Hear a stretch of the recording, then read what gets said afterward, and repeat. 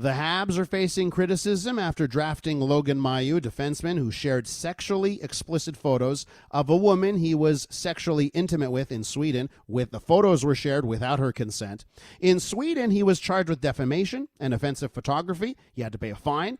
But how would this case have been handled if it happened in Canada? Let's find out from our criminal law expert, Ari Goldkind. Hi, Ari.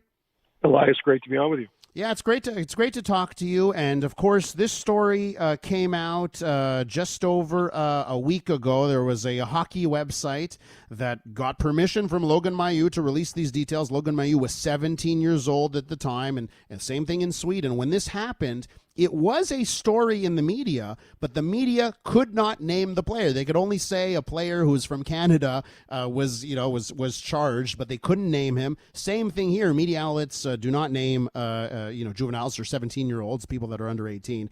But I wanted to find out from you, Ari, this same case. I know you've read up on what happened here. What does Canadian law say about this? What does Canadian reality say about this? Yeah, so this is a much more complex story, Elias, than just the headlines where some people are outraged. I mean, everybody's outraged about everything. They're outraged about the sun rising in the east. This young man has done something extraordinary. He could have had his identity protected ostensibly forever. He took massive steps to man up. I use that term specifically. He owned what he did. He's ashamed of what he did. Everybody accepts quite explicitly that he's taken a series of steps. He's in biweekly counseling. He was doing it to look cool to his new teammates. We don't look at the way people used to do this 25 years ago and all the movies about it. It's a new world we live in. What he did was wrong. He also caused this young woman who was 18 at the time. He was 17. And we'll get to the implications of that in our law in a moment. But, he really could have hidden behind this and had this be a secret that nobody would have ever been able to talk about on stupid Twitter. And to his credit, he has made a mistake. And I can tell you, Elias, to your question of what would happen here, Section 162 of our criminal code, the distribution of intimate images without consent. In other words, if there's a young woman performing a sexual act on a man, and it's an expectation of privacy, boyfriend, girlfriend, lovers, Tinder meetup, whatever it be, so long as it's something of a sexual nature, often a body part or an explicit sexual act, that's protected by the criminal code because there's no expectation the young woman would be giving her consent to having this shared. And the biggest mistake he made, Elias, is he originally did this just showing a picture of her and she couldn't be identified. You could just see her hair involved in a sex act. Then, as he likely got more pressure from the boys on the bus, which makes it, I think, much more of a sin what he did, he disseminated her picture and her profile and her public details, which obviously for a young woman who did a private act with a boy she ostensibly liked is terrible. But what's fascinating is the reaction to this among some people. I think most Canadians would say he's made a mistake. We have the Youth Criminal Justice Act, Elias. If he was charged in Canada, there are young people charged with murder and sexual assault who would get more forgiveness from Twitter if they tick the right demographic checkboxes. So this young man should not have his entire life decimated. And in Canada, if he was charged with this, the whole point of our Youth Criminal Justice Act is that his life is not destroyed by this one mistake, stupidly trying to impress his teammates. Yeah, and Ari, we're with Ari Goldkind, criminal defense lawyer and legal analyst. Ari, I'll say this. Yesterday on the program, we talked about this on our panel that we start off our show with at 9 o'clock. We opened up our phone lines to this. And I think, as you mentioned, what's going on Twitter is not real life with how people are actually viewing this. I think what's happening on Twitter as well is people are trying to just prove to the world just how progressive they are, and they're trying to out-progress each other sometimes, you feel, on Twitter on this issue. I want to get back to the fact that he was 17 in Canada. If this was in Canada, there's that a publication ban would apply here as well, right? This is why, and I actually want to cover that question. The answer is yes, particularly as a youth. He was 17, she was 18. He absolutely is under the Youth Criminal Justice Act. The only reason we're talking about him is because he gave permission for everybody to know this sin, this unlawful thing he did. By the way, in Sweden, where this took place, There's a much more, if you want to use the term progressive, which I think is a horrible word that's being misapplied these days, all punishment is attempted to come out of the criminal court, and the payment is directly to the victim who is herself affected and whose life is affected.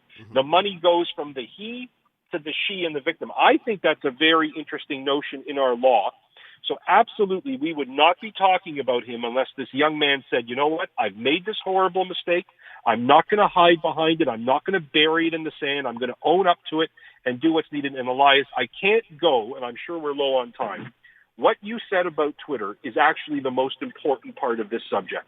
If there are 40 people in their mother's basement belly aching about something on Twitter and getting 40 retweets, there has become a huge problem in North America that mainstream media start to think that 30 or 40 people represent the ordinary, average, hardworking, tax-paying listener of the Elias Macco Show. I can assure you, Elias, that if most people on Twitter or something's trending on Twitter, the opposite of what's trending is probably better and true, the opposite of it.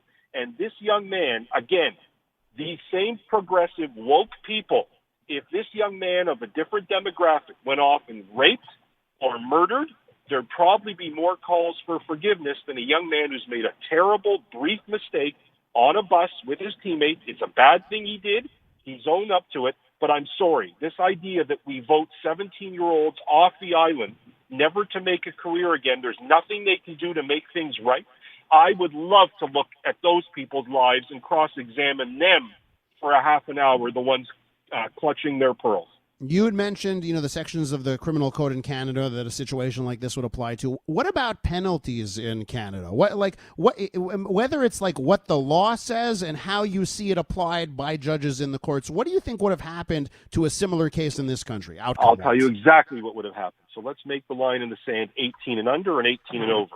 If it was 18 and over, I would think a person in this similar situation, no record, good life, making amends, getting psychological counseling to take this seriously, although it looks clearly like he knew what he did as soon as he did it was wrong, as soon as her life was negatively affected. He would not likely go to jail. There would probably be at most a criminal record, at most maybe a very short house arrest sentence at home, maybe even what's called a conditional discharge, which means no criminal record. That's over 18, Elias.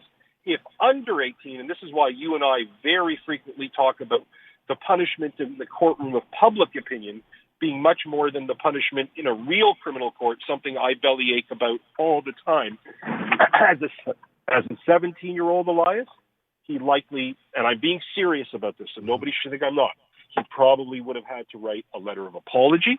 He probably would have had to take some counseling, which he's done. He would, at most, maybe had what's called a discharge under the YCJA. We would never have heard about this. It would have gone away. There'd be very little punishment. He'd have to make amends. And remember, Elias, very little of it in our punishment system goes to the victim. And as I said, we should not lose the kernel that there's something appealing that all the fines and punishment he had to pay went directly to this young woman whose life he absolutely 100% negatively affected by shaming her for an act that should be private, remain private, and nobody should have known he did it, and he did wrong, and good for him for stepping up and being a man about it. Ari Goldkind is a criminal defense lawyer and a legal analyst, and I always appreciate your analysis of issues. Ari, thanks so much. Thank you, Elias.